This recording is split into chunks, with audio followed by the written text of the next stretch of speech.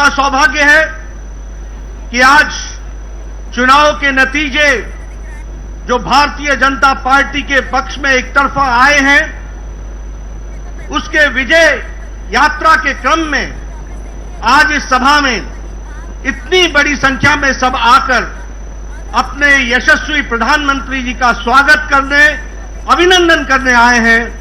आप सबकी ओर से और करोड़ों भारतीय जनता पार्टी के कार्यकर्ताओं की ओर से मैं भारत के यशस्वी प्रधानमंत्री आदरणीय नरेंद्र मोदी जी का हार्दिक अभिनंदन करता हूं, स्वागत करता हूं।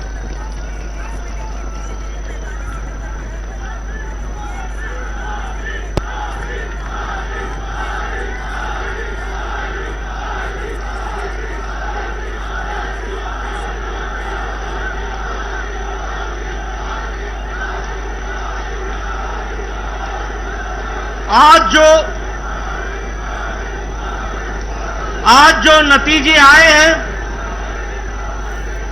जिसमें हमें एक तरफा भारत की जनता का, 4 राज्यों का जो आशीर्वाद मिला है,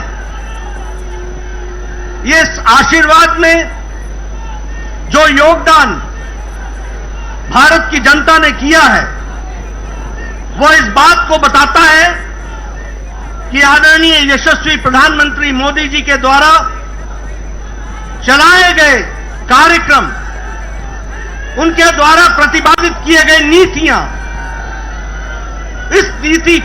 इन नीतियों को फिर से देश की जनता ने चुनाव में जीत हासिल करा करके मुहर लगाई है। इस बात के लिए मैं मतदाताओं का अपनी ओर से हार्दिक धन्यवाद देता हूं और साथ ही साथ प्रधानमंत्री मोदी जी का अभिनंदन करता हूं कि उनके नेतृत्व में एक बार फिर से एनडीए, एक बार फिर से भारतीय जनता पार्टी को प्रचंड जीत हासिल हुई है और लोगों ने उनकी नीतियां और उनके कार्यक्रम को मुहर लगाई है। इसके लिए मैं पुनः उनको बधाई भी देता हूं, धन्यवाद भी देता हूं और आप सबकी ओर से, करोड़ों कार्यकर्ताओं की ओर से और मतदाताओं की ओर से उनका हार्दिक अभिनंदन करता हूं, स्वागत करता हूं। मित्रों, जो नतीजे आज आए हैं वो इस बात को बताते हैं कि ये नतीजे बहुत तरीके से पहली बार राजनीति की दृष्टि से कुछ इंगित करते हैं, कुछ दिशा देते हैं, कुछ जिसे हम कहते हैं कि रास्ता बताते हैं कि भारत की राजनीति मोदी जी के नेतृत्व में किस प्रकार से आगे बढ़ रही है। अगर हम उत्तर प्रदेश की बात करें तो यह पहला मौका है कि 4 बार लगातार मोदी जी को उत्तर प्रदेश की जनता ने लगातार आशीर्वाद दिया है।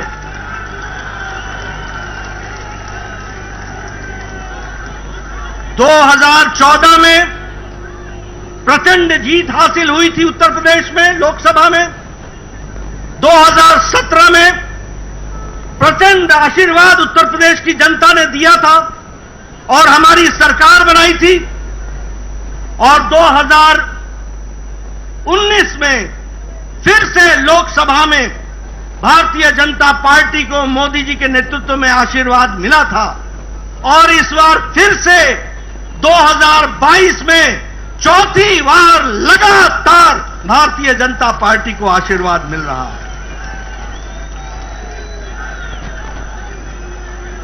यह पहली बार 37 साल बाद हो रहा है कि उत्तर प्रदेश में लगातार कोई पार्टी की सरकार दोबारा आई है। यह 37 साल बाद उत्तर प्रदेश की धरती पर हो रहा है और हमारा वोट शेयर भी 42% से ज्यादा बढ़कर के आया है।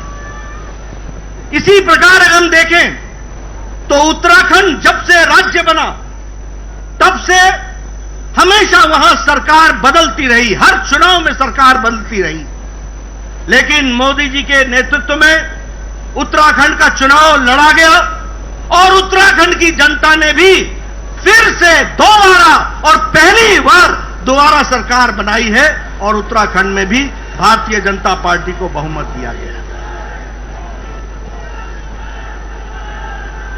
अगर हम बात करें मणिपुर की, तो मणिपुर में भी पहली बार विशुद्ध भारतीय जनता पार्टी के बहुमत से अब हमारी सरकार बन रही है। यह परिस्थिति आई है, इसको भी हमको याद रखना चाहिए। और अगर हम गोवा की बात करें तो वहां हम इस बार हैट्रिक बनाने जा रहे हैं, तीसरी बार हम सरकार बनाने जा रहे हैं। और वहां भी आदरणीय प्रधानमंत्री मोदी जी की नीतियों का, कार्यक्रम का आशीर्वाद हम सबको मिला है और उसके कारण यह जीत हासिल हुई है। मित्रों, जहां हम आज 4 राज्यों में सरकार बनाने के लिए अपने बहुमत के साथ खड़े हैं, वहीं कल के नतीजे जो असम के म्युनिसिपल बोर्ड के आए, कॉरपोरेशन के, आपको जानकर खुशी होगी कि 80 म्युनिसिपल कॉरपोरेशन में 77 में भारतीय जनता पार्टी ने जीत हासिल की। और आज वहां भी एक बाई इलेक्शन था मंझोली का, वह भी सीट प्रचंड मार्जिन के साथ भारतीय जनता पार्टी ने जीती है। इसलिए जिसे हम कहते हैं कि हमारी जनता ने मोदी जी को भरपूर आशीर्वाद दिया, एक तरफा आशीर्वाद दिया है और उनकी नीतियों के, उनके कार्यक्रमों को फिर से एक बार मुहर लगाई है। इस बात के लिए हम सबको बहुत बहुत मोदी जी का धन्यवाद दें। मित्रों, चुनाव में एक बात कही गई कि कुछ पार्टियां हमारे खिलाफ जुट गई हैं और इसलिए वोट की मात्रा उनकी बढ़ जाएगी और वो जीत हासिल करेंगे। कई पत्रकार ये पूछा करते थे कि इतनी पार्टियों का जमावड़ा हो गया है, आप किस तरीके से इसको देखते हैं? मैं उस समय भी कहता था कि यदि नेता मिल जाएं और पार्टियां मिल जाएं तो वोटर नहीं मिलता है, वोटर अपनी रक्षा करना खुद जानता है। इस बात को हमको याद रखना। और मैंने यह भी कहा था कि चुनाव सिर्फ मैथमेटिक्स नहीं है, चुनाव सिर्फ अरिथमेटिक नहीं है, चुनाव केमिस्ट्री है। और जब मैं केमिस्ट्री बोलता हूं तो हम सबको यह याद रखना चाहिए कि भारत की जनता, गरीब जनता, वंचित जनता, पीड़ित, शोषित, दलित, हमारी महिलाएं, हमारी बहनें, हमारा युवा साथी, हमारा किसान आज अगर अपनी केमिस्ट्री जोड़ता है तो वो नरेंद्र मोदी जी के साथ जोड़ता है। इस बात को हमको याद रखना चाहिए।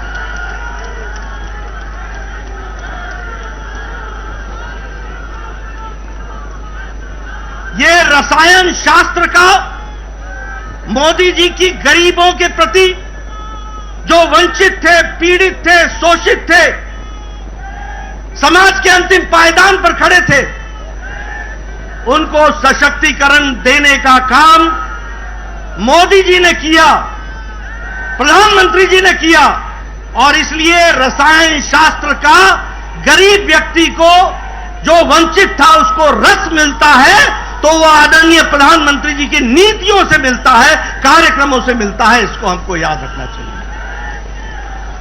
मित्रों, जब हम गांव, गरीब, वंचित, पीड़ित, शोषित, दलित इनकी बात करते हैं तो हम साथ में यह भी कहते हैं कि चाहे उजाला हो, उज्ज्वला हो, सौभाग्य हो, आयुष्मान हो, प्रधानमंत्री गरीब कल्याण अन्न योजना हो, प्रधानमंत्री किसान सम्मान निधि हो, ये सारे के सारे कार्यक्रम साधारण व्यक्ति का सशक्तिकरण करते हैं। और वो साधारण व्यक्ति जब चुनाव आता है तो अपना कीमती मत को संभाल कर रखता है और मोदी जी के नाम पर वो कमल के निशान पर बटन दबाता है।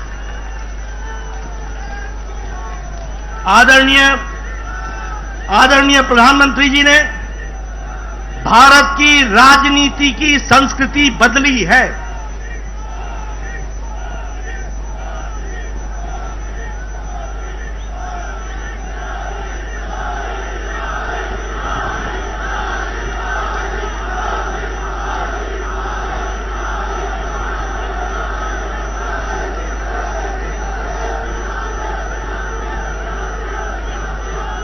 आदरणीय प्रधानमंत्री जी ने भारत की राजनीति की संस्कृति बदली है। लंबे समय तक एक राजनीति चल रही थी। वह राजनीति थी भाई भतीजावाद, भ्रष्टाचार, सांप्रदायिकता, जातिवाद, परिवारवाद, क्षेत्रवाद। इनकी राजनीति लंबे समय से चल रही थी।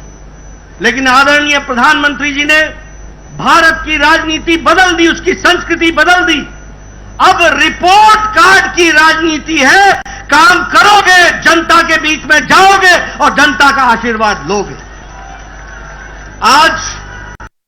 आज विकास की राजनीति है, आज सशक्तिकरण की राजनीति है, आज महिला सशक्तिकरण की राजनीति है, आज युवा सशक्तिकरण की राजनीति है, आज किसानों के सशक्तिकरण की राजनीति है। आज जो व्यक्ति समाज के अंतिम पायदान पर खड़ा था, जिसको कोई पूछता नहीं था, वोट का आधार मांगता था, वोट बैंक पॉलिटिक्स करता था, उसको मुख्य धारा में लाने का काम और सशक्तिकरण का काम किया है तो आदरणीय प्रधानमंत्री जी ने किया है, उनकी नीतियों ने किया है। मित्रों, जब मैं उत्तर प्रदेश की बात करता हूं तो हम जानते हैं 5 साल पहले वहां भय का वातावरण था, भ्रष्टाचार था, माफिया राज था, गुंडागर्दी थी, आतंकवादी दंडनाते थे, उनको नेताओं का संरक्षण मिलता था। लेकिन योगी जी ने लॉ एंड ऑर्डर को कंट्रोल करके वहां पर भय मुक्त समाज और भय मुक्त प्रदेश बनाने का काम किया तो आदरणीय योगी जी ने किया। और उत्तर प्रदेश की जनता ने भरपूर आशीर्वाद दिया। अभी मैं नतीजे देख रहा था, हम 2/3 बहुमत की तरफ बढ़ रहे हैं। यह परिस्थिति आकर के खड़ी हुई है। जो माफिया राज दंडनाते थे वो आज जेलों में बंद है। जो लोग भय का वातावरण बनाते थे वो आज खुद भयभीत हैं। यह परिस्थिति आज योगी जी ने की है, इसका भी हम सबको ध्यान रखना चाहिए और उनका भी हम धन्यवाद करें। अगर हम मणिपुर की बात करें, प्रधानमंत्री जी ने नॉर्थ ईस्ट का, ये पहले प्रधानमंत्री हैं जिन्होंने एक्ट ईस्ट पॉलिसी, पूर्व की ओर देखो और काम करो, पूर्व को संभालो और मुख्य धारा में शामिल करो। 50 बार आदरणीय प्रधानमंत्री जी नॉर्थ ईस्ट में आपका प्रवास हुआ है और आपने उनके दर्द को समझा है और उनको राहत दिलाई है और मुख्य धारा में उनको लाए। यही नॉर्थ ईस्ट बंद, ब्लॉकेड के लिए जाना जाता था, आज शांति और विकास के लिए जाना जाता है। और मणिपुर में भी पहली बार विशुद्ध भारतीय जनता पार्टी की सरकार बनी है। अगर हम बात करें उत्तराखंड की तो यह भी हम दोबारा जीत करके आ रहे हैं, पहली बार मौका मिला और यहां भी विकास हर दृष्टि से हो रहा है। और जो मोदी जी ने कहा कि उत्तराखंड अगले दशक उत्तराखंड का होगा, इसको उत्तराखंड की जनता ने अपनाया है, समझा है, जाना है और भारतीय जनता पार्टी को मुहर लगाई है। मित्रों, अगर ये हम सब लोग यहां बैठे हैं बिना मास्क के और नजदीक बैठे हैं, ये संभव अगर हुआ है तो आदरणीय प्रधानमंत्री जी के अथक प्रयास से हुआ है। जो 180 करोड़ लोगों को वैक्सीनेशन देकर डबल डोज उनको तैयार किया है। जब पाश्चात्य देश मुसीबत में अपने आप को पाते हैं तो 130 करोड़ का देश मोदी जी के नेतृत्व में सुरक्षित दिखता है। इस बात को भी हमको याद रखना चाहिए। आर्थिक स्थिति में जो विकास हुआ है कोरोना के पश्चात, आज भारत की आर्थिक स्थिति जिसको दुनिया के मान रही है कि एक फास्टेस्ट ग्रोइंग इकोनॉमी के तरीके से आगे बढ़ रहा है, यह भी दूरदृष्टि बताती है हमारे आदरणीय प्रधानमंत्री। आज हम सब लोग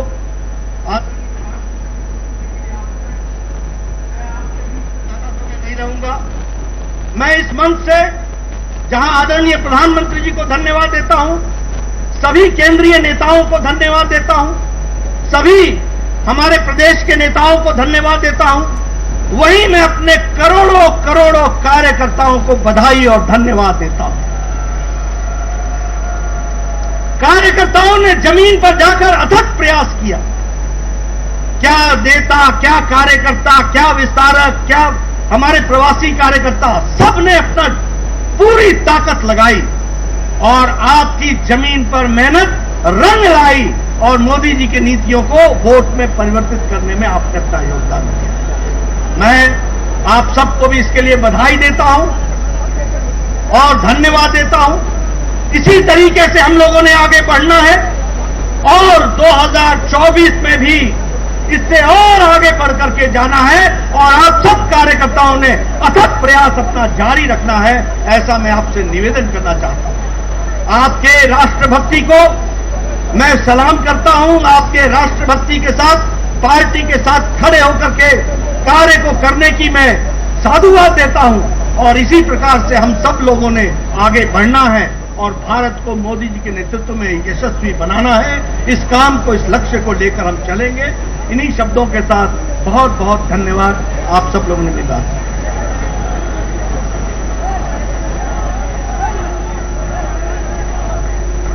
गरीब, शोषित, वंचित के लगातार उत्थान करने वाले उनके मसीहा के रूप में माननीय प्रधानमंत्री जी विश्व के सबसे लोकप्रिय नेता हैं। मैं माननीय प्रधानमंत्री जी से निवेदन करता हूं कि यहाँ पे बैठे हुए कार्यकर्ताओं, करोड़ों कार्यकर्ताओं को संबोधित करें। माननीय प्रधानमंत्री जी,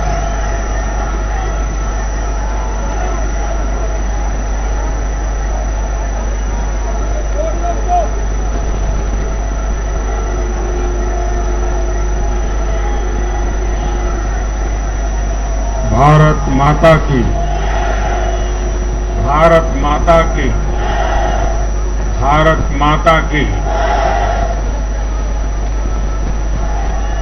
आज उत्साह का दिन है, उत्सव का दिन है। ये उत्सव भारत के लोकतंत्र के लिए है। मैं इन चुनावों में हिस्सा लेने वाले सभी मतदाताओं को बहुत बहुत बधाई देता हूं। उनके निर्णय के लिए मतदाताओं का आभार व्यक्त करता हूं। विशेष रूप से हमारी माताओं बहनों ने, हमारे युवाओं ने जिस प्रकार भारतीय जनता पार्टी को भरपूर समर्थन दिया है, वो अपने आप में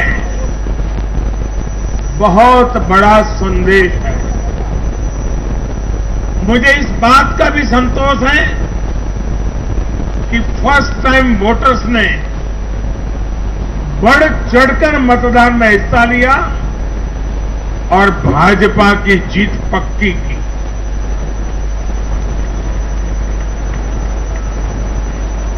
चुनाव के दौरान भाजपा के कार्यकर्ताओं ने